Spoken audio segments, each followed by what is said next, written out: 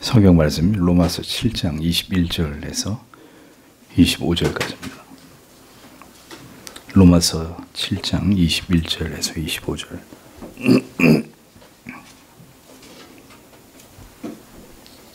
함께 읽겠습니다. 그러므로 내가 한 법을 깨달았노니 곧 선을 행하기 원하는 나에게 악이 함께 있는 것이로다. 내 속 사람으로는 하나님의 법을 즐거워하되 내 지체 속에서 한 다른 법이 내 마음의 법과 싸워 내 지체 속에 있는 죄의 법 아래로 나를 사로잡아 오는 것을 보는도다. 오라 나는 곤고한 사람이로다. 이 사망의 몸에서 누가 나를 건져내랴. 우리 주 예수 그리스도로 말미암아 하나님께 감사하리로다. 그런즉 내 자신이 마음으로는 하나님의 법을 육신으로는 죄의 법을 섬기노라. 아멘. 자, 먼저 요한의 세례와 사도들의 세례 그리고 구약에 나타난 세례와 상징물들에 대해서 7항에서 9항까지 살펴보고, 다음은 세례받은 신자와 원주의 세례의 신앙 고백으로서의 역할 10항에서 13항까지를 해설하도록 하겠습니다. 요한의 세례와 사도들의 세례. 세례 요한은 죄 사함을 얻는 세례를 베풀었습니다. 사도들도 동일한 세례를 베푼 것을 서신서들은 기록을 하고 있습니다. 요한의 세례와 사도의 세례는 동일한 것으로 세례를 베푸는 자가 다르다고 해서 세례의 의미가 바뀌는 것이 결코 아니라는 것을 알 수 있습니다. 요한과 사도들은 한 가지 가르침에 있어서 동일했습니다. 그것은 둘 다 회개의 세례를 베풀었고 둘 다 죄사함의 세례를 그리스도의 이름으로 베풀었다는 것이죠. 그래서 우리가 회심하면 회심의 정의가 뭐냐? 자기의 죄를 고백하고 회개하고 예수 그리스도를 구주로 믿는 것입니다. 그러니까 이 두 가지의 요소가 반드시 회심 안에 존재해야 합니다. 세례를 받는 자 안에서 반드시 이 회심의 요소가 고백되어져야 합니다. 예수를 구주로 믿고 그분이 나의 구주시오. 여기 이 고백에는 문제가 없는데, 근데 내가 죄인인지는 모르겠어. 세례 받을 수 없습니다. 그 사람 회심한 사람 아닙니다. 예수를 믿으려면 자신이 씻을 수 없는 전적으로 타락하고 부패한 바울이 얘기한 것처럼 난 죄인 중에 괴수다. 괴수.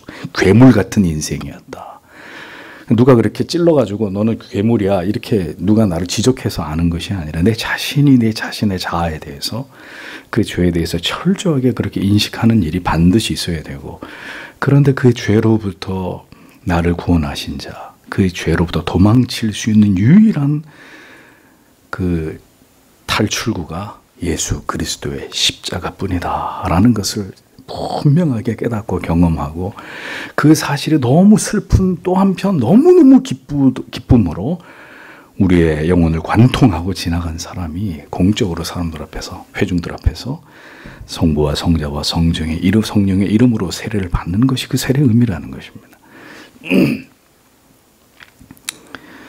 그 죄사함과 회개가 모두 이 세례라는 이름으로 행해지고, 그 예수님 믿은 사도들 이 점에서 분명히 차이가 없다는 거죠. 요한과 사도들이, 요한은 그리스도를 세상 죄를 지고 가는 하나님의 어린 양이라고 말했습니다. 이를 통해서 요한은 그리스도를 하나님께서 받으시는 제물로 의의 화목 제물이며 구원을 이루시는 분이라고 이렇게 제시했습니다. 교부들 가운데는 죄사함과 회개를 분리해서 이해하려고 하는 이런 경향을 가진 분들이 있었습니다. 이러한 점에서 요한 크리소스톰이나 심지어 아우구스티누스조차도 칼빈의 비판을 피해가지 못하는 것을 보게 됩니다. 아무리 칼빈이 존경하고 훌륭하다고 인정하는 교부들이라 할지라도 그 시대 그들이 보여준 이 세례에 대한 통찰의 부족한 부분에 대해서는 칼빈이 분명하게 짚고 넘어가는 거죠. 이를테면 요한의 세례에는 죄사함이 포함되지 않는다. 요한이 세례를 베푼 것이기 때문에, 이런 크리소스톰의 주장이나 요한의 세례는 죄가 소망 중에 사해졌지만 그리스도의 세례의 경우는 죄가 실체로서 사해졌다라고 주장하는 아우구스티누스의 주장까지도 칼빈은 거부하고 있습니다.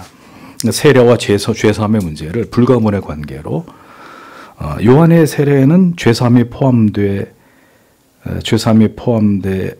않고 그 이후에 예수 그리스도 이후에 사도들의 세례만 구원에 포함되어 있다. 이런 식으로 보는 견해를 동의하지 않은 거예요. 왜냐하면 요한의 세례도 죄사함이 포함되어 있다는 것을 복음서가 분명하게 증언하고 있기 때문에 칼빈은 그렇게 그것을 분리해서 볼 수 없다라는 점을 견제하는 거죠. 굳이 요한의 세례와 사도들의 세례의 차이점을 말하자면 요한의 세례는 오실 그리스도 안에서 세례를 베푸시는 것이고 사도들의 예수 그리스도 이후 사도들은 이미 메시아로 자신을 세상에 드러내신 그리스도 안에서 세례를 베풀었다는 것뿐이다 라고 칼빈이 설명을 합니다. 그러니까 칼빈은 예수님이 오시기 전 요한의 세례나 예수님이 오신 이후의 사도의 세례나 각각 다르다라는 주장에 대해서 둘 다 죄사함의 세례, 그리스도 이름으로서의 세례, 죄사함의 세례에 있어서는 결코 다르지 않다라고 이렇게 변증을 했던 것입니다. 세례 베푸는 자가 달라도 세례는 동일하다는 거죠. 요한의 세례나 이후 사도들이 행한 세례 모두 성령의 강력한 역사하심을 동반해서 비롯된 것이라는 겁니다. 그리스도의 승천하신 이후 사마리아인들이 예수님의 이름으로 세례를 받은 것이나 그 이전의 성도들이 받은 세례를 통한 성령의 충만한 은혜나 다 이게 다른 것이 아니라 모두 동일한 것이다 라고 칼빈이 이야기를 합니다. 교부들은 요한의 세례가 그리스도 세례를 받기 위한 하나의 준비 정도로 이해했어요. 아직 주님이 오시지 않았기 때문에 온전한 세례가 아니다. 이런 관점을 가졌던 거죠. 그러니까 그 주님이 오셔서 받을 세례에 대한 준비 개념으로 봤습니다. 교부들은. 그래서 그에게 세례를 받은 후에는 다시 사도 바울에게 세례를 받아야 되는 것으로 이렇게 이해를 했습니다. 칼빈이 이것은 분명히 잘못된 이해요라고 짚고 넘어가는 거죠. 그러니까 이런 이제 오해가 만들어지게 된 것은 바로 요한이 한 말 때문입니다. 요한이 뭐라고 했는데요? 나는 물로 세례를 베풀지만 장차 오실 그리스도께서는 불과 성령으로 세례를 베푸신다. 이렇게 말하니까 요한의 세례는 뭔가 부족한 듯이 보이고 그리스도 이후에 이제 그리스도나 사도로부터 주어지는 세례라야 불과 성령으로 이루어지는 제대로 된 세례처럼 이렇게 오해하게 만들었다는 거죠. 그런데 요한이 한 말의 이 의미는 그런 뜻이 아니라 요한은 세례의 종류를 구분하려 한 것이 아니라 자신의 미천한 인격을 그리스도의 인격과 비교해서 자기는 한없이 부족할 따름이다 라는 점을 표현한 것일 뿐입니다. 자신은 물로서 사역을 할 수밖에 없는 미천한 존재이지만 그리스도는 성령을 보내시는 분으로 불의 혀처럼 눈에 보이는 이적의 능력으로 역사하시는 영혼들을 그리스도께로 인도하시는 이런 강력한 메시아라는 것을 요한은 이제 이렇게 표현한 것이라고 칼빈이 이 부분을 이렇게 주의를 하는 것입니다. 이것은 다른 사도들도 마찬가지입니다. 그들은 외적인 행위로 단지 세례를 베풀 뿐이지만 그리스도께서는 내적인 깊은 은혜를 수여하시는 분이십니다. 그러니까 사도의 시대뿐만 아니라 지금 이 시대에도 세례는 동일하게 계속되고 있는데 중요한 것은 누가 세례를 베풀든지 간에 어떤 시대에 이것이 행해지든지 간에 이 모든 것은 성령을 통해서 오직 그리스도께서 주관하시는 것이다. 그 성례를 집례하는 인간 목사는 그냥 도구일 뿐이고 그것을 주관하셔서 성령을 통해 분명하게 그 세례를 행함으로 그를 구원으로 초대하시는 것은 그리스도이시다. 칼빈이 이 점을 분명하게 못 받고 있는 것을 볼 수 있습니다. 그러니까 누가 어떤 시대에 세례를 베풀든지 그 세례의 증거와 효과는 결코 다르지 않다라는 것을 분명하게 우리가 이해해야 될 필요가 있습니다. 그 다음에 구약에 나타난 성례의 상징물들. 구약에서는 죽이는 것과 씻는 것은 세례와 관련해서 구약의 이스라엘 백성들에게 주어진 신약 시대의 세례의 그림자다라는 독특한 해석을 칼빈이 여기서 이끌어냅니다. 고린도전서 10장 2절에 모세에게 속하여 다 구름과 바다에서 세례를 받고 라는 말씀이 나와요. 아주 특이한 부분이죠. 모세에게 속하여 구약시대 이스라엘 백성들 모세에게 속하여 구름과 바다에서 세례를 받았다라고 신약의 고린도전서에서 이 말씀이 기록되어 있습니다. 하나님께서 이스라엘 백성들을 바로의 압제에서 구원하시면서 홍해를 통과해서 길을 여시고 이후 그들을 추격하던 바로의 군대들을 모두 홍해에 익사하게 장사시키셨는데 이것이 바로 신약의 세례의 그림자다라는 주석을 칼빈이 합니다. 이것은 어떻게 이 성경을 해석한 것이냐면 애굽에서의 삶을 죄의 속박으로 보고 그 애굽에서 건지움을 받는 것을 구원으로 볼 때 우리를 괴롭히는 원수 마귀는 홍해에 수장된 바로의 군대로 해석하므로 우리의 모든 죄가 죽은 것으로, 그래서 이것이 세례의 그림자다, 이렇게 칼빈이 이 부분을 해석을 한 것입니다. 애굽의 군사들의 시체가 홍해에 떠오른 것을 보고 이스라엘이 두려움을 느꼈지만 이미 죽은 그들로부터 아무런 해를 이스라엘 백성들이 당하지 않았듯이 이미 그 권세가 파괴돼 버린, 그리스도를 통해 그 죄의 권세가 파괴돼 버린 죄는 더 이상 우리를 해칠 수 없는 것이다. 그것을 하나님 앞에서 인정하고 공식화하는 것이 세례다. 구약에 그래서 그 사건은 신약의 세례의 그림자다. 홍해에서 애굽의 군사들이 죽은 것은 죄의 그림자다. 이렇게 설명하는 것입니다. 그 다음에 구름은 깨끗이 씻음을 상징한다고 보았습니다. 하나님께서 그 백성들을 구름으로 가리셔서 그들을 서늘하게 하셨고 그로 인해서 강렬한 태양으로부터 그들을 지치지 않도록 하셨던 것처럼 우리도 세례를 통해 그리스도의 피로 말미암아 모든 죄의 저주와 그 강압 속에서 가리워지고 보호하심을 받아서 하나님의 진노와 저주에서 피할 수 있게 되는 것이다. 이렇게 칼빈이 해석을 합니다. 이것이 구약에 나타난 세례의 상징물이라는 이 칼빈의 해석이 참으로 독특하다라는 것을 우리가 볼 수 있습니다. 자, 그 다음에 이제 세례받은 신자와 원주의 세례의 신앙 고백을 해서 역할에 대해서 생각해 보겠습니다. 먼저는 세례와 원주의 신자의 의에 대한 부분입니다. 오리지널 신, 이 원죄란 우리의 본성의 부패함과 더러움을 의미하는 것으로 그것이 우리를 하나님의 진노 아래 있게 만들며 성경이 말씀하는 바 육체의 일을 행하게 하는 것입니다. 그러니까 우리의 본성은 완전히 더러워지고 부패하였기 때문에 그것만으로도 하나님 앞에서 정죄를 받고 징벌을 받아 마땅합니다. 심지어 여러분 어린 아이라 할지라도 모태에서 태어날 때부터 죄를 가지고 태어납니다. 아직 불의한 죄의 행위가 나타나지 않았어도 그 죄의 씨가 그 아기들, 갓난아기들 영혼 가운데 존재하기 때문입니다. 그렇기 때문에 그렇게 예뻐 보이는 아기라 할지라도 칼빈이 얘기합니다. 하나님이 보실 때는 혐오스럽고 가증스러울 수밖에 없다.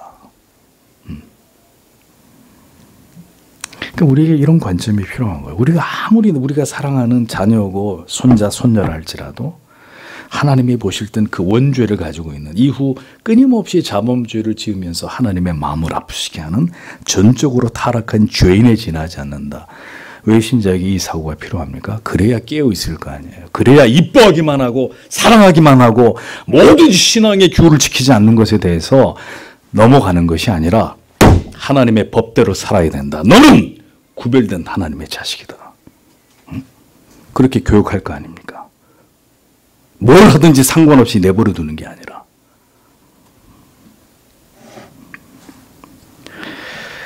그런데 세례를 통해서 신자들은 바로 이 정죄가 사라지게 되고 이것을 확신하게 됩니다. 그 이유는 우리에게 죄가 전가되었어야 하는 이 죄의 책임과 그 형벌에 대해서 완전하고도 충만한 씻음이 이루어졌다는 것을 주님이 이미 세례라는 표징을 통해서 약속해 주셨기 때문입니다. 신자에게는 세례를 통해서 이신칭의 의를 얻게 됩니다. 그리스도의 의의 전가를 통해서 그의 긍휼하심으로 신자는 의롭고 무죄하게 여기심을 받게 되기 때문입니다. 신자는 이러한 분명한 죄의식과 그 죄가 어떻게 반드시 사함을 받고 무엇을 통해 우리가 영원히 의롭다 칭함을 받게 되었는지에 대한 그 분명한 이해와 깨달음과 경험이 세례를 통해서 세례 즈음에서 그에게 주어지는 것입니다. 주어져야 하는 것입니다. 그렇게 세례를 올바로 이해하고 인식함으로 그리스도에 접붙여지는 일은 평생에 있어서 매우 중요한 일이 아닐 수 없다라는 점을 강조하지 않을 수 없는 이유가 여기 있는 것입니다. 신앙이 출발하는 거잖아요. 그 신앙이 출발하는 관점에서 세례가 왜 어떻게 무엇 때문에 나에게 주어졌고 그 의미가 뭐고 이거에 대해서 아무런 느낌도 생각도 그 뭐 깊이 있는 깨달음이나 통찰도 없이 기계적으로 세례를 받았다. 한평생 그는 그것으로 말미암은 불행함에서 오래오래 고통당하는 일들을 겪게 될 거예요. 그러니까 아무 신앙 고백 없이 덥석 세례를 받는 것도 문제고 아무런 신앙의 고백 없는 성도에게 그냥 요식행위처럼 세례를 주는 교회도 문제인 것이고, 둘 다 엉터리라는 것입니다. 그 다음에 우리 속에 있는 죄와의 싸움. 우리 안에 있는, 그래서 여러분, 저희 교회를 오래 다니고 계시는 성도님들이 계세요. 근데 아직 신앙의 고백은 없으세요. 훌륭한 거예요. 그럼에도 불구하고 계속 교회 나오셔서 이런 선명한 진리를 듣고 계시는 것은, 아니, 그냥 뛰쳐나가실 수도 있는 거잖아. 아, 이제 뭐, 들어봐야 소용도 없고, 포기하실 수도 있지만, 아직 구원의 확신과 이와 같은 회심의 경험이 없을지라도 계속 이 하나님의 말씀에 선포되는 곳에 계시고, 목사는 다른 사람을 높이는 말들을 하지 않고 그분이 회심을 하고 하나님의 자녀가 되도록 계속 복음을 전하는 이 일은 매우 가치 있는 일입니다. 그래서 그런 분들이 만약에 어느 날 진정으로 회심을 하고 세례를 받을 때 눈물바다가 되지 않겠어요? 그런 일들이 그리스도의 교회 안에서 일어나야 되는 것입니다.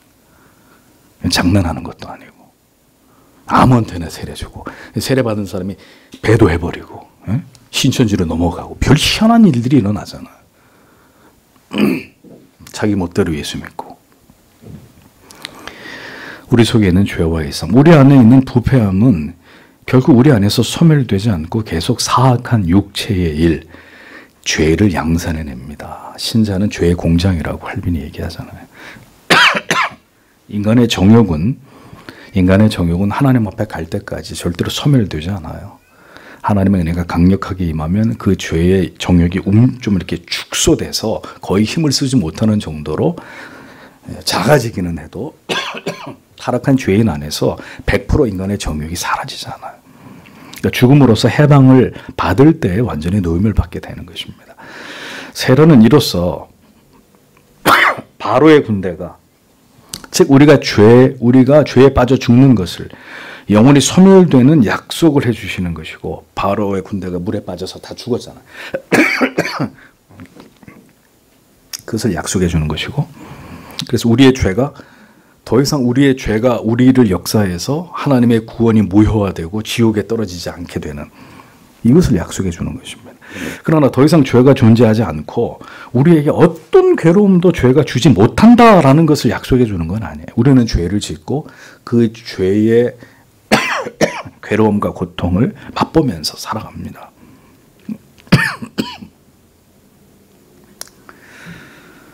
다만 그리스도께서 우리를 완전히 정복하셔서 다시 죄의 통치를 받으면서 죄 아래 밑으로 기어 들어가지도 그렇게 하지는 못하도록 하신다는 거죠. 우리가 육신의 감옥 안에 갇혀 있는 한 죄의 흔적들은 언제나 우리와 함께 합니다.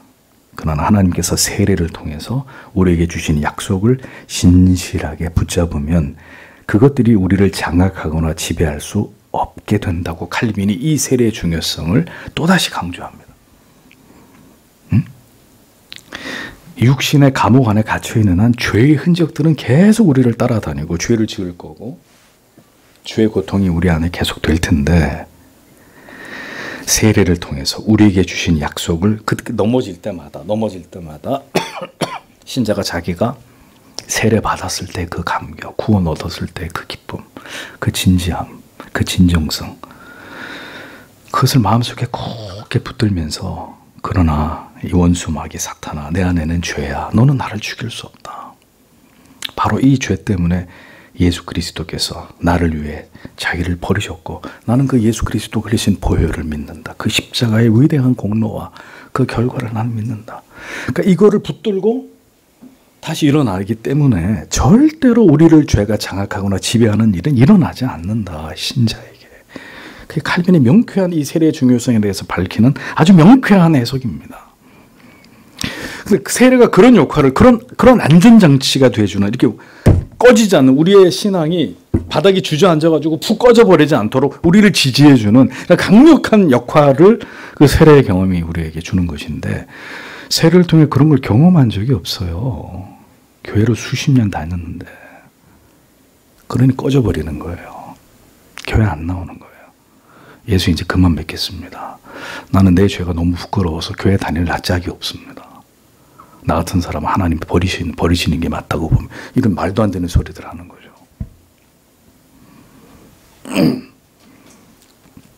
성도 여러분, 다시 말씀드리지만 우리에게 평생의 유일한 세례의 경험은 이처럼 중요한 것입니다. 세례를 통해서 이 문제가 한 영혼 안에서 명쾌하게 해결되지 못할 때 결코 정죄에서 벗어나지 못하고 죄책감에 한없이 시달리게 되는 자유함이 없는 신앙이 지속될 수밖에 없음을 우리가 분명히 알아야 합니다. 세례는 장난이 아닙니다. 이러한 생애적인 깨달음과 이해의 경험 없이 행해질 수 없는 신앙에 있어서 매우 중요한 성례라는 것을 여러분들은 분명하게 깨달으셔야 할 것입니다. 죄가 언제나 우리 속에 거한다는 말을 들을 때 우리 자신을 속이거나 우리가 가진 죄성을 결코 안이하게 바라보지 말아야 된다고 칼빈이 충고를 하고 있습니다. 이 말은 우리가 언제라도 쉽게 죄에 빠질 소지가 다분하다는 것이고 죄를 지을 염려를 전혀 하지 않고 편안히 살 수 있다는 그런 뜻이 아니라 죄가 언제나 우리 속에 거한다는 이 바울의 고백은 항상 죄를 지으면서 괴로움과 가책의 고통을 받는 자들에게 그러므로 자신에 대해서 낙심하거나 실망해서는 안 된다는 이런 의미로 이 말씀을 받아들여야 된다. 칼빈이 이렇게 주석을 합니다. 죄가 언제나 내 속에 거한다. 오호라 나는 권고한 이런 고백이 낙심하지 말라는 거예요. 누구를 보고? 네 자신을 보고. 응? 매일매일 넘어지는 네 자신을 보고 절대로 낙심하거나 실망해서는 안 된다는 거예요. 왜? 인간이 원래 그렇다는 걸 주님이 아신다는 거죠. 인간은 그럴 수밖에 없는 존재라는 것에 대해서 분명하게 성경적으로 인간들에게 답을 주는 거예요. 왜? 자꾸 믿음을 포기하려고 하고 자신한테 실망하고 자기는 신자가 아니라고 구원받은 자가 아니라고 낙심하니까 인간들이. 죄가 언제나 우리 속에 거한다는 말씀을 통해서 죄책에 시달리는 사람들은 오히려 자신의 모습이 구원의 그 완성을 향해서 진행하고 있는 과정이다라고 이해해야 되는 것이고 날마다 자신의 정욕이 조금씩 경감되는 것을 느끼면서 자신들이 올바른 믿음의 길을 가고 있는 것이라고 그렇게 여기고 가장 마지막 최종 종착역에 도달할 때까지 우리가 죽게 될 때까지 이 모든 과정이 진행되고 그때가 돼야 이 모든 게 완결된다고 이렇게 구원이 완성되는 것으로 믿게 하기 위해서 성경은 우리에게 이런 말씀을 주신 것이라고 칼빈이 이렇게 충고를 하는 것입니다. 그러므로 그 날이 오기까지는 우리는 남자답게 성경에 나오잖아요. 남자처럼 싸우면서 용기 있게 절대로 낙심하고 뒤로 물러나고 주저앉지 말고 계속 전진하고 완전한 승리를 얻기까지 믿음의 경주를 계속 펼쳐가야 된다라고 얘기합니다. 오랫동안 믿음을 가지고 신자의 삶을 살기 위해 그토록 노력했지만 아직도 넘어지고 쓰러지는 우리 자신을 바라보면서 더욱더 우리는 이러한 마음으로 신앙의 길을 걸어가는 자들이 되어야 한다는 것이죠. 그리고 이 진리를 굳게 믿고 붙들어야 된다는 것입니다. 즉 우리의 육체를 죽이는 일에 반드시 성공할 수 있도록 우리가 분명히 이미 오래전에 예수 그리스도께로부터 세례를 받았다라는 것을 믿어야 된다는 거죠.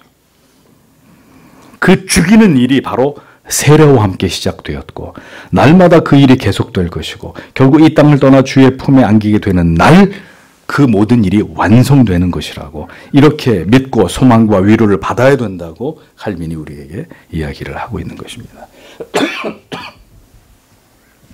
그 다음에 죄와의 싸움에 대한 바울 자신의 진술입니다. 유명한 성경에서 가장 유명하고 우리가 공감하고 좋아하는 구절이죠. 로마서 7장에.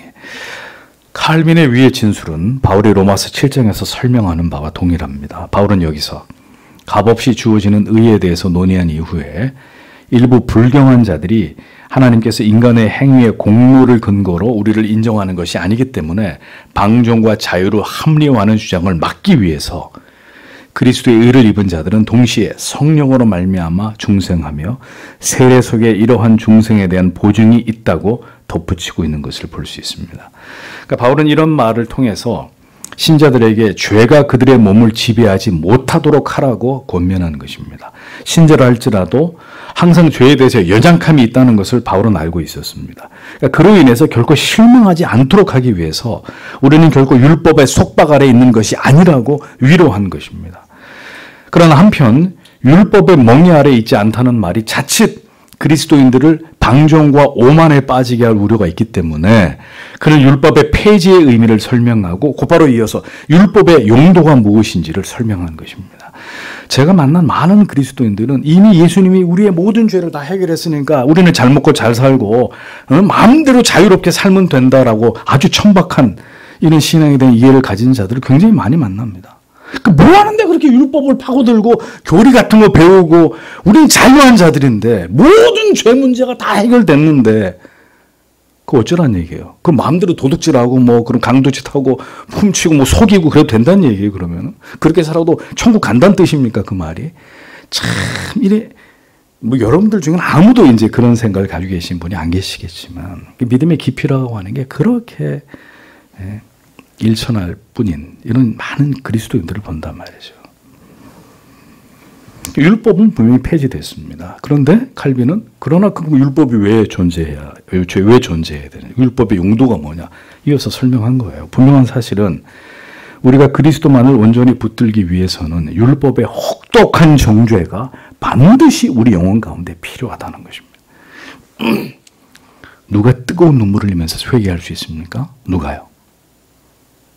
자기의 죄를 죄로 선명하게 인식한 사람이 그 죄에 대한 견디기 힘든 괴로움과 하나님 앞에서의 부끄러움과 내가 왜 하나님을 버리고 그 죄를 지었는가에 대한 견딜 수 없는 괴로움으로 눈물을 흘리면서 그 죄를 토해내고 고백하는 이런 정서를 담고 회개하는 거예요. 그게 있기 때문에 율법 아래서 내가 얼마나 비참한 존재인지를 오늘도 생생하게 고백할 수밖에 없는 정서를 가지고 예배드리러 왔기 때문에 참회 기도합시다 할 때 눈물이 팍 터져 나오는 거죠. 청교도들은 이 사실을 정확히 알고 있었습니다. 영혼들을 온전히 그리스도교회로 피하게 하기 위해서는 율법의 모든 정죄를 가열차게 사용해서 영혼을 압박하고 그 죄의 문제로부터 결코 벗어날 수 없는 존재가 그대 자신인 것을 자인하도록 만들었습니다. 그리스도를 붙드는 길 외에는 율법의 정죄로부터 벗어날 수 없음을 깨닫는 것이 신앙에서 매우 중요한 부분입니다. 그래서 여러분들이 개혁주의 교회를 다닐 때 그토록 이 죄의 문제를 뿌리 깊게 파는 것은 혹은 외부에서 이 교회를 오셨을 때 가장 많이 여러분들이 들으면서 괴로워하시는 게 이 죄 문제예요. 나는 분명히 구원받은 하나님의 자녀라고 믿었는데 온통 죄 얘기하면서 엄청난 압박을 받거든요. 응? 자유와 사랑, 은혜, 번영, 축복, 위로 뭐 이런 얘기를 해주는 게 아니라 끊임없이 이 죄 문제를 걸고 넘어진단 말이죠. 그 굉장히 처음에는 엄청난 거부감으로 영혼의 고통이 되는 거예요. 이미 해결된 문제를 가지고 자꾸 아니라고 얘기하면서 이 죄의 의식을 선명하게 우리 안에서 다시 드러내니까 괴로운 거예요. 근데 분명히 말씀드립니다. 왜 그렇게 합니까? 이 회심의 놀라운 과정이 생략된 채로 예수를 믿고 교회를 다녔다면 다시 이 원점으로 돌아가서 이 문제가 완전히 해결됨으로 인해서 진정한 그 죄사함의 기쁨, 그리스도의 위대성, 십자가의 영혼 불변하신 그 대속의 은혜, 이것이 다시 한 영혼 가운데 선명하게 각인시키려고 하는 거예요. 그게 돼야 그 이후에 성화도 있는 것이고 하나님의 복도 있는 것이고 하나님의 영광을 위해서 살아야 되는 삶의 당위와 목적도 분명해지기 때문에 이걸 걸고 넘어지는 거예요. 시시때때로 이 얘기를 하는 거예요. 그 듣기 싫은 얘기를, 복음주의 교회 같으면 절대로 하지 않는 얘기를, 무조건 사랑이고 복이고 축복으로 끝날 얘기를 계속 이 얘기를 하게 되는 것입니다. 그리스도를 붙드는 길 외에는 율법의 종주로부터 도망갈 수 없다는 이 깨달음은 여러분들의 신앙의 시작이자 마지막입니다. 율법의 기능은 우리로 하여금 우리 자신의 부패함을 철저하게 깨닫고 우리의 연약함과 비참함을 고백하게 하는 데 있다. 칼빈이 가르칩니다. 그러나 그런 본성의 부패함은 세속적인 사람들에게서는 잘 나타나지 않기 때문에 바울은 중생한 사람인 자신을 예로 들면서 자기 자신이 비참한 굴레 속에 갇혀 있으므로 하나님의 법에 전적으로 순종하도록 자기 자신을 완전히 헌신할 수 없다. 오라 이 사망의 몸에서 누가 나를 건져낼 것이냐. 고백하고 있는 겁니다. 자기 자신의 예를 들어서. 이렇게 곤고한 사람이라도 이 사망의 몸에서 누가 나를 건져내랴. 바울의 탄식은 바로 이것을 보여주는 것입니다.